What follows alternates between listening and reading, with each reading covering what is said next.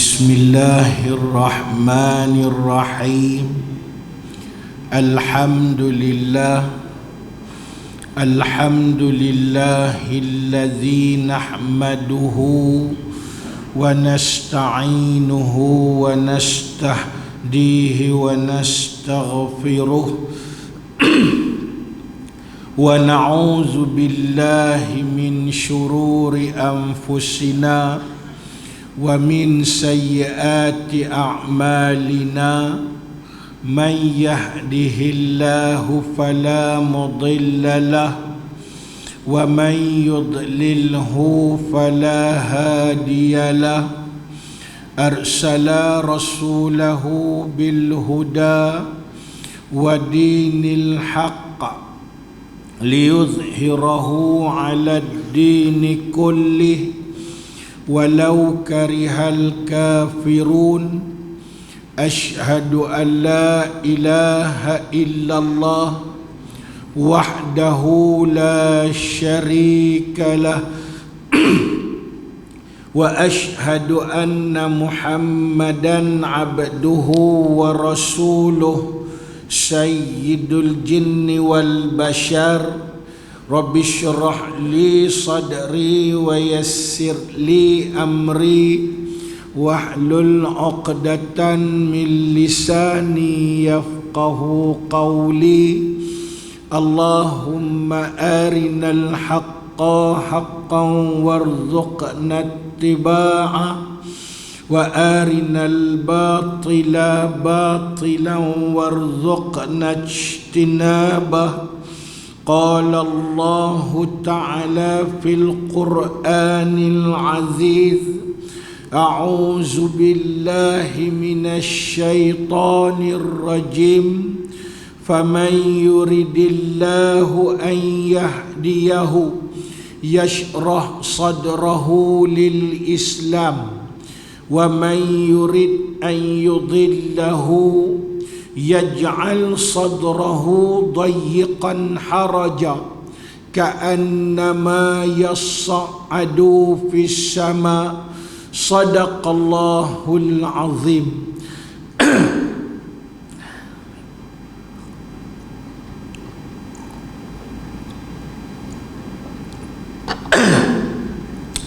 Muslimin muslimat rahimahullah, pada malam ini, malam yang penuh dengan rahmat dan barakah, malam 10 Sya'ban 1445 Hijriyah. Alhamdulillah, kita masih lagi diberi peluang untuk hidup, dikurniakan kita dengan kekuatan iman, Islam, tauhid dan ma'rifah, dibekalkan kita dengan ilmu dan hikmah, dapat sama-sama kita melakukan pelbagai amal ibadah untuk menjadikan kita berjaya bukan sekadar di dunia, malah sampai kepada akhirat Allah Subhanahu wa ta'ala.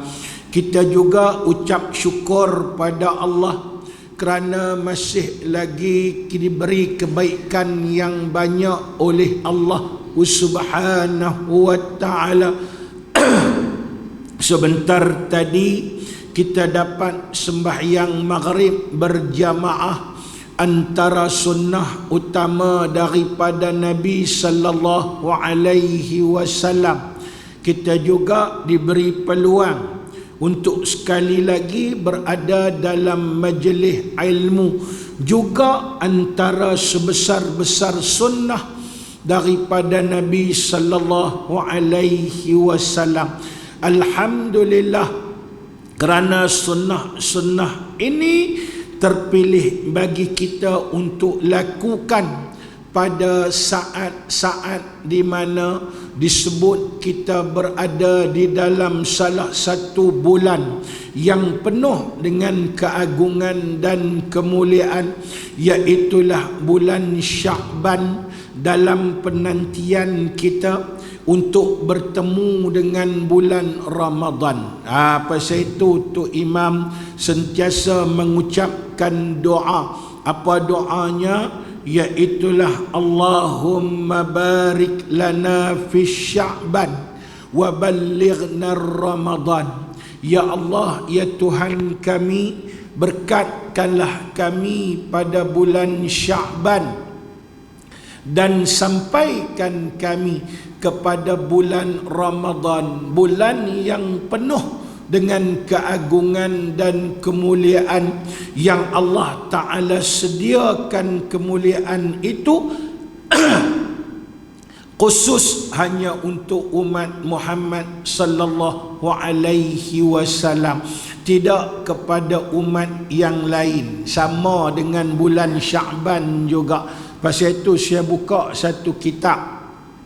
Nama kitab itu ialah Mukasyafatul Qulub, karangan Imam Al-Ghazali. Dalam muka surat 100, tuan-tuan muslimin muslimat rahimahullah, iaitulah beliau menyebut dalam kitab itu dengan soalan dan juga jawapan.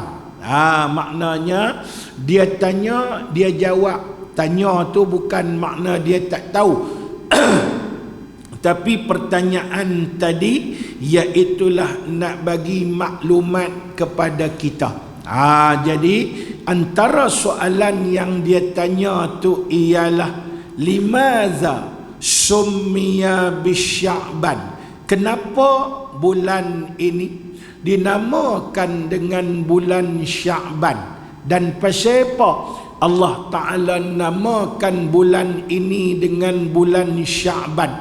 Lalu dia menjawab untuk memberi maklumat kepada kita. Summiya bisya'bana lianna yatasya'abul khair fihi, iaitulah kerana sesungguhnya dinamakan bulan ini dengan namanya bulan Sya'ban kerana bercabangnya. Sya'bun tu makna cabang. Jadi yatasya'abu bercabang. Jadi Sya'ban ni maknanya ialah cabang. Jadi bercabang apa? Iaitulah bercabangnya kebaikan yang banyak, pahala yang berlipat kali ganda yang Allah Ta'ala beri hanya untuk umat Muhammad sallallahu alaihi wasallam. Pasal itu, kalau bulan lain pun kita buat dapat pahala, tambah-tambah kalau ibadat kita lipat gandakan pada bulan Sya'ban ni, tuan-tuan muslimin muslimat rahimahullah. Alhamdulillah, kita telah menjadi manusia yang dipilih oleh Allah untuk mendapat kemuliaan-kemuliaan ini. Maka hendaklah kita teruskan dengan azam kita supaya kita tidak akan membiarkan Sya'ban ini berlalu kecuali di dalamnya kita isikan dengan pelbagai ketaatan dan kepatuhan kepada Allah Subhanahu wa Ta'ala. Pasal itu di dalam kitab yang bernama Zubdatul Wa'izin disebut oleh ulama, iaitulah sesungguhnya yang dikatakan Sya'ban itu ialah sulam ila Ramadan, anak tangga untuk kita mencapai keagungan dan kemuliaan pada bulan Ramadan. Pasal itu kita minta doa, ya Allah, berkatkanlah kami pada bulan Sya'ban.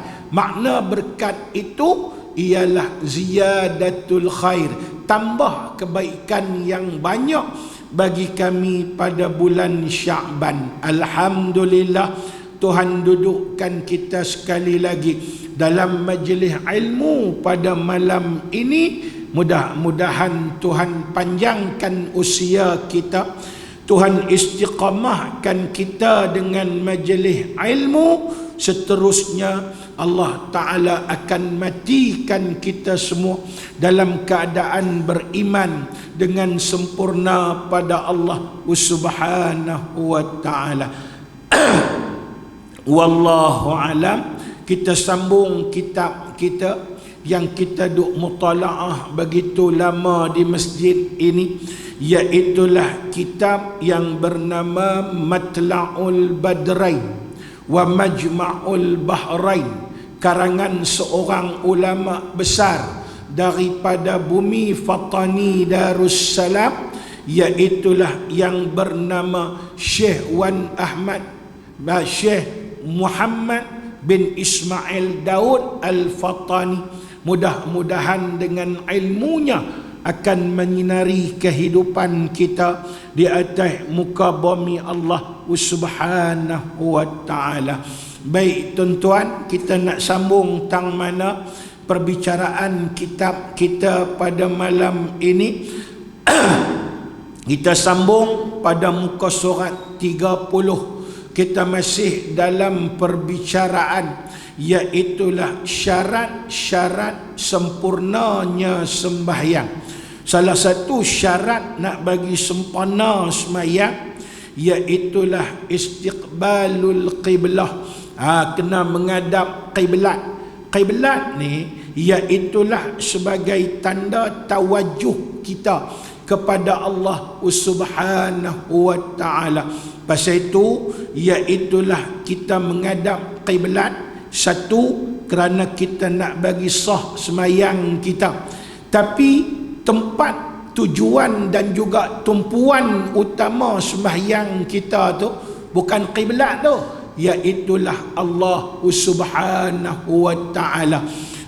Jadi menghadap qiblat ni dia hanyalah syiar tawajuh, lambang kepada, iaitulah menghadap kepada Allah Subhanahu wa Ta'ala. Pasal itu, iaitulah kita dalam keadaan tadi Tuhan perintah menghadap ke mana, kita menghadap, tak ada masalah. Macam yang berlaku kepada junjungan besar kita Nabi Muhammad sallallahu alaihi wasallam. Apabila permulaan syariat sembahyang, Nabi menerima watikah daripada Allah ketika peristiwa Isra dan Mi'raj Nabi sallallahu alaihi wasallam. Lepas itu Nabi pun mendirikan sembahyang. Permulaan sembahyang yang didirikan di atas dunia ini, fardu sembahyang, ialah sembahyang zuhur. Iaitulah sembahyang zuhur selepas Nabi menerima watikah perintah sembahyang daripada Allah Subhanahu wa Ta'ala ketika peristiwa Isra dan Mi'raj Nabi sallallahu alaihi wasallam. Permulaan sembahyang Nabi menghadap ke mana? Tentu ada satu persoalan yang mungkin kita akan tanya. Permulaan sembahyang itu Nabi menghadap ke mana kiblatnya? Iaitulah kiblatnya ialah Ka'batul Musyarrafah. Kaabah lah. Mula-mula sekali Kaabah. Pasal itu kiblat pertama umat Islam bukan Baitul Maqdis. Kiblat utama umat Islam iaitulah Masjidil Haram, iaitulah Ka'batul Musyarrafah. Tu kiblat pertama. Lepas tu iaitulah maknanya selepas dah terima perintah sembahyang, akhirnya Nabi pun sembahyang elok dan sebagainya, berlaku peristiwa hijratir Rasul sallallahu alaihi wasallam. Bila berlaku peristiwa hijratir Rasul, Nabi sampai di Madinah, maka permulaannya Nabi bina masjid di Quba. Maka berlaku juga sembahyang berjamaah Nabi bersama dengan sahabat radhiyallahu alaihim ajma'in. Dan kemudiannya lepas daripada duduk di Quba, Nabi bina masjid yang pertama di dalam Islam. Selama 3 hari Nabi terus bertolak sampai ke Madinah. Maka Nabi pun juga mendirikan sembahyang bersama dengan sahabat. Waktu itu menghadap ke mana? Iaitulah waktu itu menghadap ke Masjidil Aqsa. Jadi Masjidil Aqsa ni kiblat kedua kepada umat Islam. Jadi kalau ikut Nabi lebih suka menghadap ke Ka'batullah daripada menghadap ke Masjidil Aqsa. Tapi itu perintah Allah Subhanahu wa taala. Jadi bila Tuhan perintah menghadap ke mana pun kena ikut. Nak buat macam mana? Itu kaedahnya. Jadi sebenarnya Nahabak apa? Nahabak kata iaitulah maknanya kita bukan menghadap kepada iaitulah Ka'batullah tu, maknanya kita menghadap dan menyembah Ka'batullah. Kita menyembah Allah Subhanahu wa taala. Yang tu hanya lambang, iaitulah tawajjuh, penumpuan ibadat kita kepada Allah Subhanahu wa taala. Tu yang ada kadang-kala dia timbul. Saya ingat bila ditanya kepada iaitulah Zakir Naik, Dr. Zakir Naik, masa tu dia belum lagi iaitulah hendak ditangkap oleh kerajaan India dan sebagainya. Dia belum lagi meminta suaka politik daripada Malaysia. Dia masih lagi boleh buat majlis, ramai dengar ceramah dia, dan kemudian banyak orang masuk Islam di tangan dia, tuan-tuan muslimin muslimat rahimahullah. Ada YouTube dia pun ada. Dalam majlis dia yang dulu, ada seorang yang beragama Hindu bertanya soalan pada dia. Kami menghadap, contoh agama Hindu tu kata dia menghadap kepada Tuhan dia, kononnya berhala itulah. Kemudian orang Islam menghadap ke Kaabah, juga ketui batu, sama. Tu dia. Maknanya soalan tu kalau tanya kita pun kita payah nak jawab. Pasal apa? Pasal memang seluruh dunia ni tempat tumpuan menghadap dalam ibadat sembahyang tu kiblat. Kiblat dia apa dia? Kaabah. Kaabah tu kecil batu tu lah. Itu persoalan dia. Apa kata Dr. Zakir Naik dalam jawapan dia? Dia kata beza. Pasal apa? Bukan kami sembah batu tu. Kami sembah Allah Subhanahu wa taala. Tapi perintah Allah iaitulah untuk ditumpukan dan disatukan penumpuan kepada Allah Ta'ala, iaitulah Kaabah. Maka iaitulah kami tumpukan dan iaitulah sujud kepada, dan juga iaitulah menghadap kepada iaitulah Ka'batullah. Tapi kalau diubah tang lain, jawab dia apa dia? Kita tumpukan pula iaitulah ke tempat yang Allah Ta'ala perintahkan. Tu yang iaitulah ketika Nabi sampai di Madinah, diubah kiblat, pi ke Baitul Maqdis, iaitu Masjidil Aqsa. Diperintahkan oleh Allah, mau tak mau Nabi dan sahabat beribadat dan sembahyang menghadap kepada kiblat, iaitulah di mana? Iaitulah di Masjidil Aqsa, tuan-tuan muslimin muslimat rahimahullah. Ada orang tanya saya, Ustaz, pasal apa Allah Ta'ala perintah iaitulah waktu itu Nabi dan sahabat menghadap ke Baitul Maqdis ataupun Masjidil Aqsa lah, menghadap ke Masjidil Aqsa. Kalau nak jawab dengan berdasarkan logik kita tak erti, tuan-tuan. Benda ni bukan boleh bab agama nak jawab dengan logik akal. Kena rujuk kitab tafsir. Buka kitab tafsir, tafsir Imam Ahmad As-Sawi Al-Maliki.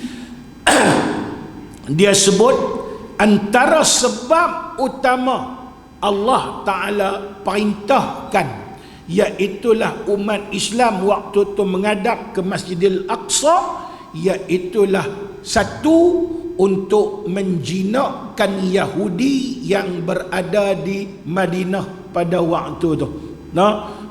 Supaya Yahudi ni, depa ni mulanya tak percaya pada Nabi, tolak Nabi apa semua.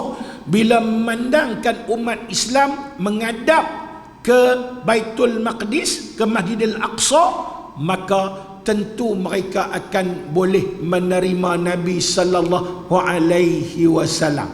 Yang kedua disebut dalam kitab tafsir, iaitulah untuk menguji orang-orang yang beriman tentang perintah Allah Subhanahu wa taala, di mana perintah Allah ni apa saja yang Tuhan perintah, hang kena ikut, hang kena korbankan kemahuan hang sendiri di atas muka bumi Allah. Itu yang disebut oleh Nabi, la yu'minu ahadukum hatta hawahu taba'an lima ji'tu bih au kama qal. Apa maksud dia? Nabi kata tidak akan sempurna iman seseorang kecuali setelah keinginan dia, keinginan diri kita tu boleh ikut apa yang aku bawa, kata Nabi sallallahu alaihi wasallam. Pasal itu iaitulah kita bukan tengok kepada faedah, kita bukan tengok kepada matlamat. Yang pentingnya kita tengok pada awamir perintah Allah Ta'ala. Pasal itu kalau nak kira betul-betul tuan-tuan, makam kita ni, kedudukan kita ni, bila sebut perintah Allah, kalau hang nak jadi orang yang betul-betul baik kepada Allah, senang ya. Perintah Allah apapun, sami'na wa ata'na, kami dengar, kami taat. Tak usah duk bersoal lah, tak usah duk tanya lah. Yang tu paling betul tuan-tuan muslimin muslimat rahimahullah. Pasal itulah kalau kita tengok pasal apa Iblis dilaknat oleh Allah. Tuhan suruh, iaitulah Tuhan suruh Iblis yang mula dia Azazil untuk sujud pada Nabi Allah Adam alaihi salam. Apa jawab Iblis? Iblis tak mau sujud walaupun malaikat lain semua sujud. Lalu Tuhan kata, aba wastakbara wa kana minal kafirin. Kalau kita buka tafsir lagi, hak Tuhan suruh tu, iaitulah maknanya suruh sujud pada Nabi Adam. Sujud tu sujud apa? Kalau orang tanya kita, sujud tu sujud apa? Sujud ni dia banyak jenis. Iaitulah satu nama dia sujud ta'abud, sujud menyembah. Satu lagi apa dia? Sujud tahiyyah, sujud hormat. Dan yang ketiga nama dia sujud tasyakuran, sujud syukur. Habis hak yang Tuhan suruh malaikat dan iblis sujud pada Nabi Adam, sujud apa? Bukan sujud ta'abud, bukan sujud menyembah. Mana mungkin Allah Ta'ala nak suruh makhluk lain sujud pada makhluk? Itu kena faham. Bukan sujud ta'abud. Bukan disuruh sembah Nabi Adam. Maknanya sujud ta'abud, salah satu sujud sembah ni, salah satu sujud sembah apa dia? Letak dahi atas lantai, punggung diangkat, tu sujud ta'abud. Macam kita duduk semayang sujud tu, itu makna dia sujud ta'abud. Tapi sujud yang Allah Ta'ala suruh sujud pada Nabi Adam tu, nama dia sujud tahiyyah, sujud penghormatan. Bukan hormat Nabi Adam tu, tapi hormat apa? Hormat perintah Tuhan. Tu makna dia. Tuhan suruh sujud, sujud sudah. No, tu yang ulama kata kalau iblis tu dia hangguk sikit pun pada Nabi Adam dah, dia sudah dikirakan sujud dan mentaati perintah Allah Subhanahu wa taala. Pasal itu dia dihukumkan kufur, pasal bukan iaitulah ditihad kepada dia tak mau sujud pada Nabi Adam tu. Makna apa? Dia tak mau sujud pada Nabi Adam. Makna apa? Dia tak mau sujud pada perintah Allah Subhanahu wa taala. Tu maksud dia. Pasal itu kiblat Tuhan suruh iaitulah sahabat menghadap ke Masjidil Aqsa. Nabi dan sahabat lain sembahyang semua menghadap ke Masjidil Aqsa. Kata ulama tafsir lebih kurang 16. Ada riwayat kata 17, ada riwayat kata 18 bulan Nabi menghadap ke Masjidil Aqsa. Tak tahu satu hari Nabi waktu itu pergi ziarah salah seorang penduduk kampung di satu kampung. Lepas itu iaitulah mereka semua dalam keadaan tadi mendirikan sembahyang berjamaah bersama-sama dengan Nabi. Kalau tak salah saya, kampung tu kampung Bani Salamah. Kalau tak salah lah, nak tengok lain dia pun agak ingat-ingat lupa soalan tu.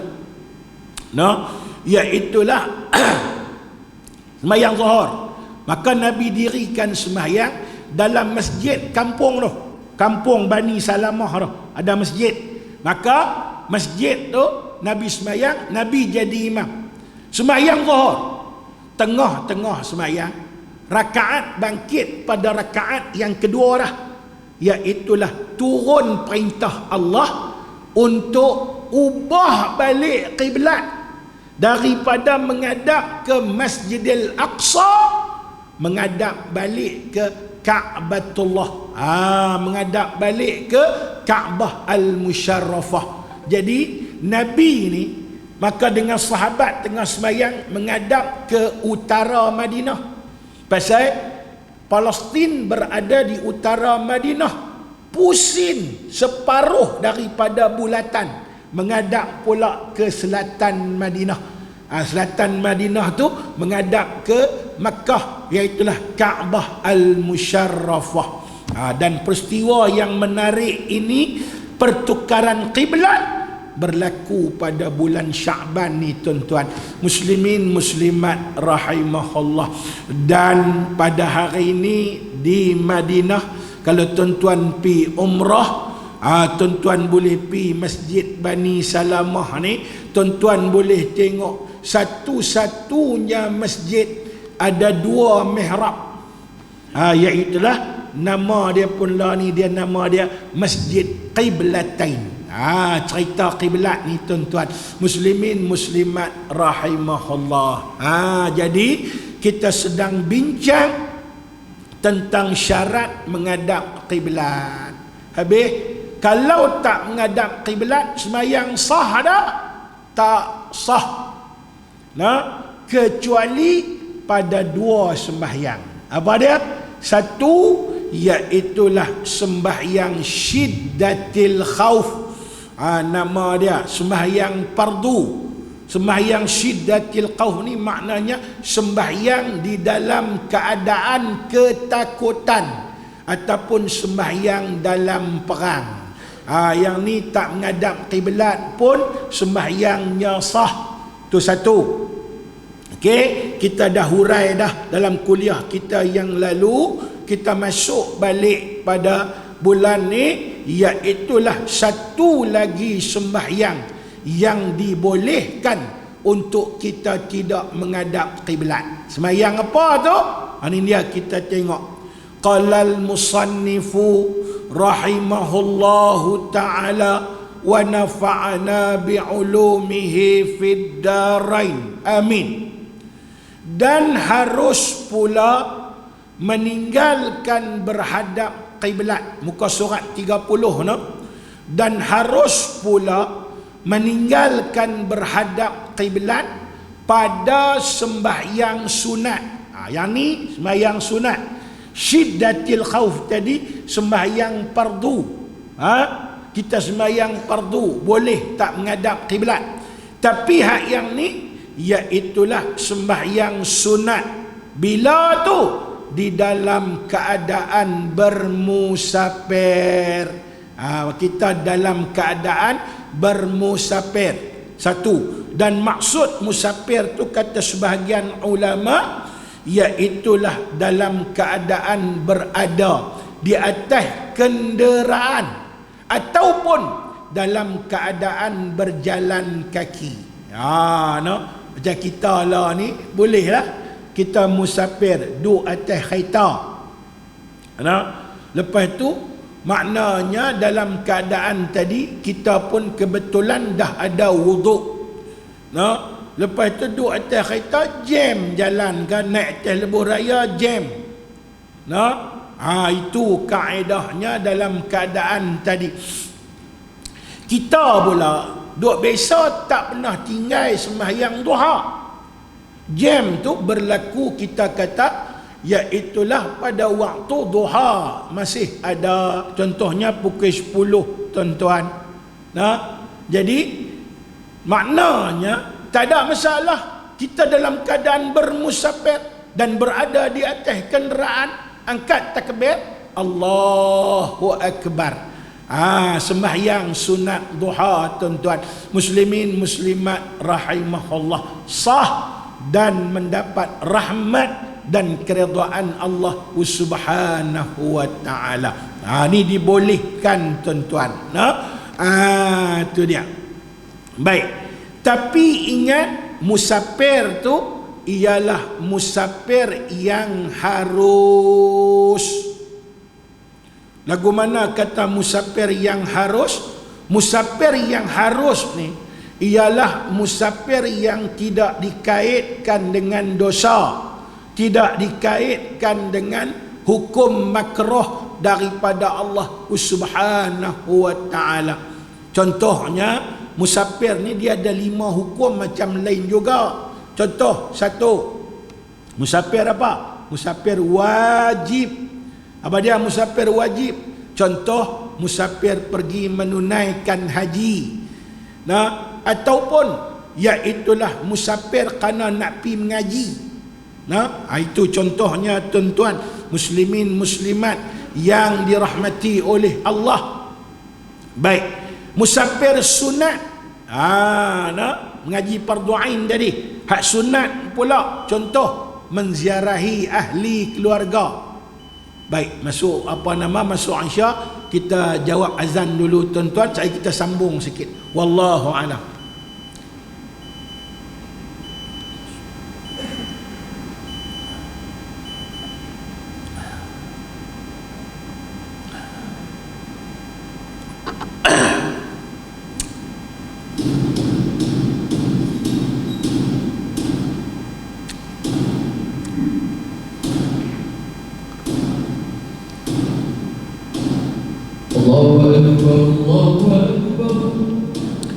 Allahu Akbar, Allahu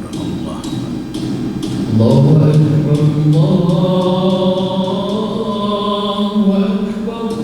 Allahu Akbar. Asyhadu an la ilaha illallah. Asyhadu an la ilaha illallah. أشهد أن لا إله إلا الله. أشهد أن لا إله إلا الله. أشهد أن محمدا رسول الله.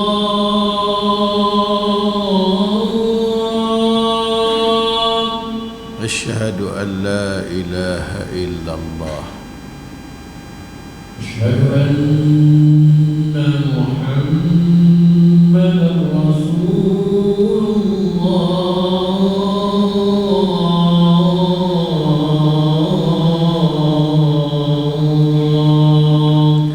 أشهد أن لا إله. حي على الصلاة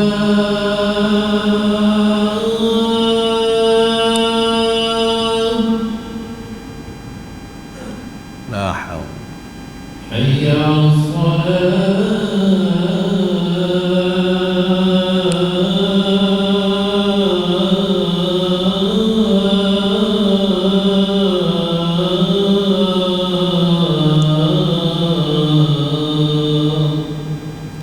لا حول ولا قوة حي على الفلاح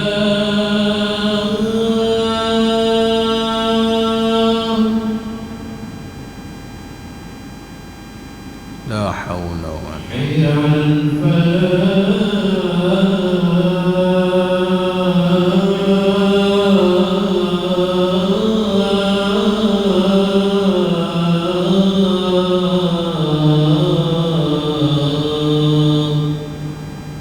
لا حول ولا الله أكبر الله أكبر الله أكبر الله لا إله إلا الله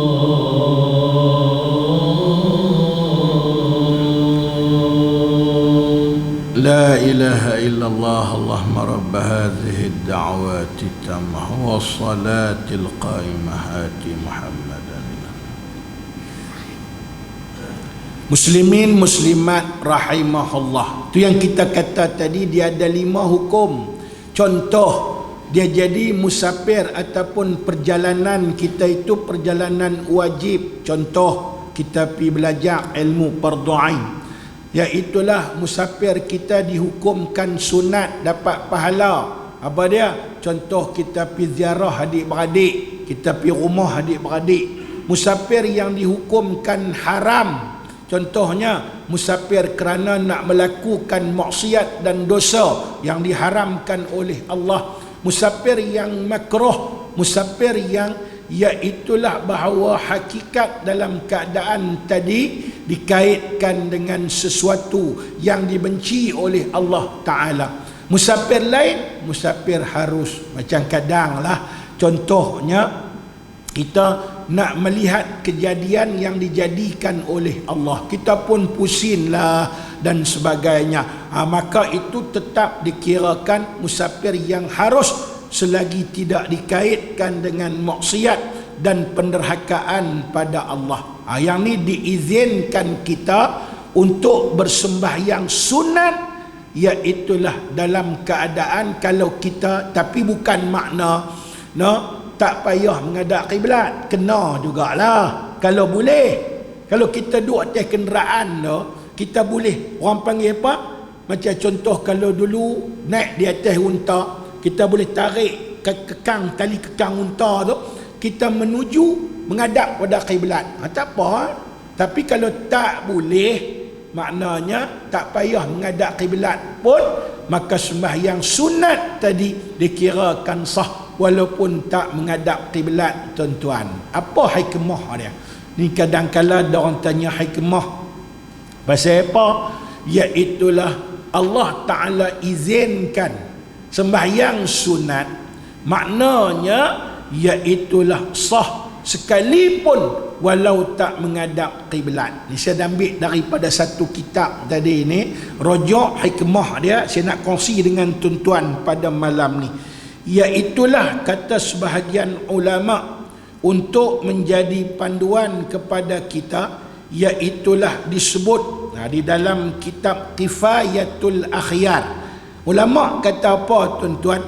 Wal hikmatu fit takhfif fi dhalika alal musafir anna nas muhtajuna ilal asfari falau syurita fiha al-istiqbalul lin-nafli liadda ila tarki awradihim aw masalih ma'ayishihim. Apa maksud dia? Saya ambil makna mudah senang di Tok Guru kata hikmahnya yang paling utama, kenapa Allah Ta'ala izinkan sembahyang sunat dalam musafir tak payah menghadap kiblat, Iaitulah kerana sesungguhnya, iaitulah manusia ni kadang-kala dia berhajat kepada musafir tu. Dia perlu kepada musafir. Pasal kita ni kadang-kala ada masanya kita perlu kepada musafir. Kadang kena bermusafir. Macam contoh, orang yang kerja bawa lori, memang hari-hari bermusafir lah. Kadang-kala ada orang yang contoh, dia tak tahu nak buat apa, tapi dia seronok bawa kereta, naik pusing, tengok masyarakat, tengok keadaan dan sebagainya, untuk dia belajar melihat bagaimana keagungan ciptaan Allah Subhanahu wa ta'ala. Itu sifat dan naluri manusia ni. Dia perlu kepada, iaitulah apa dia? Perlu kepada musafir kadang-kala, tuan-tuan. Baik. Kalaulah syarat menghadap kiblat ni tetap dikenakan kepada hak sembahyang sunat dalam musafir sekalipun, maka disebut dalam kitab hak yang kita baca tadi ni, iaitulah boleh jadi manusia itu akan meninggalkan kebiasaan dia, terutamanya ibadat yang untuk membaikkan diri dia. Contoh, ada di kalangan kita yang dia jadikan wirid. Wirid ni go mana? Contoh, dia memang tiap-tiap hari dia tak pernah tinggal sembahyang duha. Jadi satu hari dia perlu bermusafir. Jadi bila dia musafir tadi, maknanya daripada pagi sampai tengah hari. Jadi dia nak berhenti payah. Bila nak berhenti payah, dia berasa sayang. Kalau lagu tu nak kena menghadap kiblat juga, dia naik atas kenderaan tadi tak menghadap kiblat, maka dia tak boleh sembahyang duha. Dia akan meninggalkan kebiasaan yang dia buat. Maka ini satu kerugian kepada dia. Jadi syarak tak mau bagi dia rugi. Sebab itu dalam kaedah sembahyang sunat dalam musafir, syarak izinkan untuk dia tidak menghadap kiblat. Baik. Sampai peringkat dia sebut di sini, jikalau pendek sekalipun. Pendek apa tu? Pendeknya safar tu, perjalanan tu.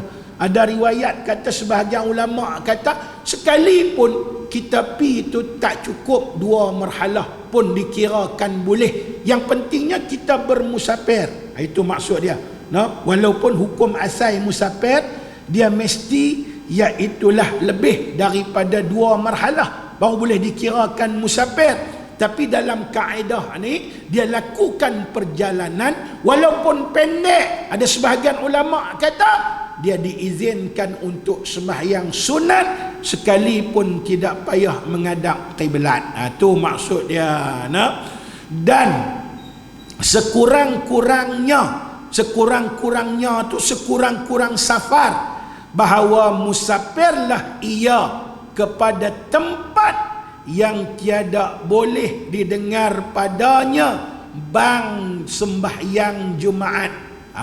Maknanya dia teruskan perjalanan tu, sekurang-kurang perjalanan dia lalu di satu tempat tak dengar azan sembahyang Jumaat. Maknanya dia diizinkan untuk sembahyang sunat. Kalaulah berlakunya iaitulah bang sembahyang Jumaat, dia tak dengar, tuan-tuan, maka itu sudah dikirakan dia diizin untuk boleh sembahyang sunat dan tidak payah maknanya menghadap kiblat. Baik. Lagi dia sebut, dan kata qail. Kata qail ni kata sebahagian pendapat lain pula. Tu kata fiqh ni banyak pendapat. Kata qail, kata pendapat lain pula, perjalanan 1 mil. 1 mil ni apa dia? Mil tu batu lah. 1 batu. Ada riwayat kata jauh panjang mana 1 batu tu? 6,000 hasta. Sekurang-kurangnya 6,000 hasta. Kalau ukur dengan hasta lah. Jadi sudah dia diizinkan dia melakukan perjalanan dia boleh melakukan sembahyang sunat tanpa menghadap kiblat. Pasal itu dalam kaedah ni ulama kata ogio kalau kita tak jadikan kebiasaan bagi kita untuk sembahyang sunat, tambah-tambah kebiasaan yang ambil sembahyang sunat yang cukup besar fadilat dan kelebihan. Selalunya kalau waktu siang ni duha lah tuan-tuan, satu waktu yang Tuhan bagi panjang. Duha ni dia mula ada terbit matahari sampai matahari terpacak atas kepala. Panjang tau. Lebih kurang kita kata iaitulah 7.30 sampai pukul 12 tengah hari. Baik itu benda ni duha ni bukan wajib. Tapi kalau kita tinggal seolah-olah kita meninggalkan kemuliaan yang cukup banyak Allah Ta'ala bagi kepada umat Muhammad sepenuh langit dan bumi, tuan-tuan muslimin muslimat yang dirahmati oleh Allah. Tu yang syarak bagi kemuliaan sampai boleh, iaitulah bahawa sesungguhnya dia sembahyang sunat sekalipun tidak menghadap kiblat. Baik, kita ambil sekali lagi. Maka harus bagi orang yang sembahyang tu menghadapkan kepada pihak yang diqasadnya. Pihak yang diqasadnya tu makna tempat yang nak ditujunya, dan jangan ia berpaling daripadanya melainkan kepada kiblat. Maksudnya apa? Okey, dia duduk di atas, orang panggil apa? Atas, kita kata kalau dulu unta lah. Okey, maknanya iaitulah unta tadi berjalan, tengah-tengah berjalan tadi dia teringat nak sembahyang, angkat takbir sembahyang sunat Allahu Akbar, contoh. Okey, maknanya ikut unta tu pi ikut mana, dia nak pi ke mana, tempat tujuan dia tu, ikutlah lagu tu. Itulah kiblat dia kalau nak kira, tuan-tuan muslimin muslimat rahimahullah. Dia tak boleh pula lagi dia duk palin kono, ubah kono, dah dia tuju lagu tu. Kalau kita kata dia tuju ikut unta tu pi ikut tu, maknanya apa dia? Kita dah mula sembahyang sampai habis ikut unta tu pi ke mana? Dia tak boleh duk pandai-pandai pi. Kita kata tengah nota dia palin kau tu kah, dia palin kau ni kah, tak boleh. Maknanya kiblat dia tempat tujuan dia, dan boleh dia palin kecuali kalau sekiranya dia kata aku nak paling kepada kiblat, aku nak cuba jugalah, dia pusing menghadap kepada kiblat, tu boleh. Itu tak ada masalah. Pasal apa? Iaitulah maknanya dia balik kepada kiblat, tidak ada masalah. Kiblat asal dia lah, iaitulah Kaabah. Itu kaedahnya untuk sama-sama kita ambil iktibar. Sebab sembahyang ni memang dilakukan oleh Nabi sallallahu alaihi wasallam. Tapi ingat, bukan kata iaitulah maknanya terus kita kata tak menghadap kiblat. Dia kalau boleh menghadap kiblat, kalau boleh menghadap kiblat, contoh kita pusing dulu unta tadi, bagi dia betul-betul menghadap kiblat, kita angkat takbir Allahu Akbar, lepas tu kita biar dia berjalan pusing kok mana pun, maka hukumnya sah. Itu kaedahnya, tuan-tuan muslimin muslimat rahimahullah. Itu dia untuk kita ambil i'tibar. Maka jika ia di atas kenderaan, ni panjang cerita lagi ni, tanda tentulah tuan-tuan. InsyaAllah kita sambung pula dalam kuliah kita yang akan datang, untuk sama-sama kita mendapat rahmat daripada Allah Subhanahu wa ta'ala. Untuk itu saya mohon ampun dan maaf kalau sekiranya penyampaian saya pada malam ni agak kekurangan, sebab suara pun tak ada. Tadi ni semalam pun di Taman Selasih saya cuba juga, malam ni pun cuba juga, tuan-tuan muslimin muslimat rahimahullah. Maka takat itulah kemampuan yang ada pada saya. Tuhan jarang uji ni suara tak keluar. Nah, tapi malam ni alhamdulillah bolehlah takat kemampuan yang ada macam tu. Yang pentingnya saya pegang kepada apa disebut oleh Imam Asy-Syafi'i, ma la yadruku kulluh la tatruku kulluh. Harap dapat menyampaikan dengan sempurna. Mudah-mudahan kita semua mendapat keridaan dan rahmat Allah Subhanahu wa taala.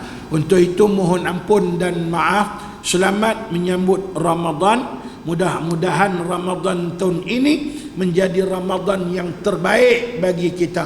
Kalaulah ini Ramadan yang terakhir, mudah-mudahan ia menjadi penebus bagi kita di akhirat Allah Subhanahu wa taala besok. Kita tunda kuliah ini dengan kita hadiahkan Fatihah pada Nabi sallallahu alaihi wasallam, sahabat ijma' ulama dan mereka yang telah mendahului kita. Al-Fatihah. A'udzubillahi minasyaitanir rajim. Bismillahirrahmanirrahim. Alhamdulillahi rabbil alamin. Arrahmanir rahim.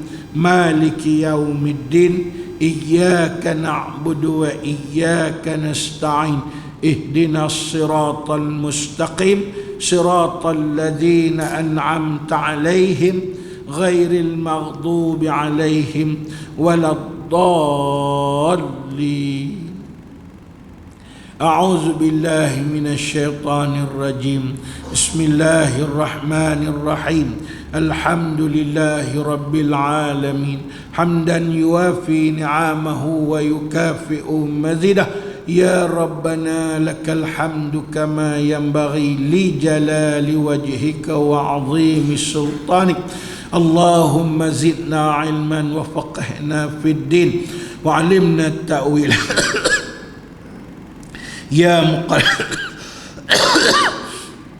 يا مقلب القلوب ثبت قلوبنا على دينك وعلى طاعتك وعلى مغفرتك.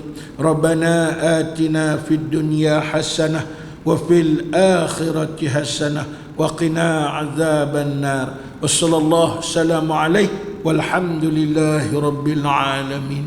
السلام عليكم ورحمة الله تعالى وبركاته.